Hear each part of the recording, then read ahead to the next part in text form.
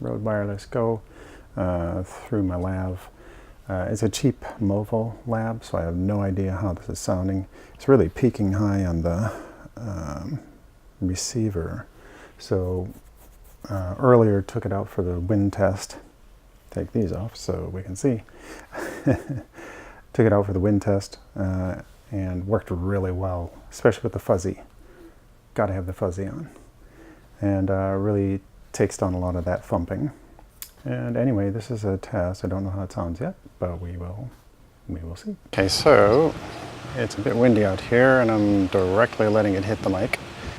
Don't care about the phone so much. The phone can handle it, so I am covering the mic a little bit, but you can, this is pretty windy, so we're getting a bit of sound with the fuzzy on the mic and seeing how that sounds.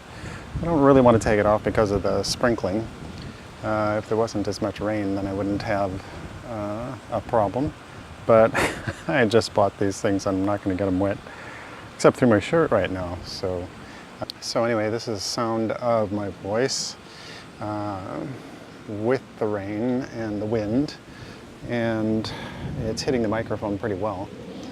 And we've got the fuzzy on, so that way you can see I'm covering the mic up there, or covering the receiver, because it is sprinkling.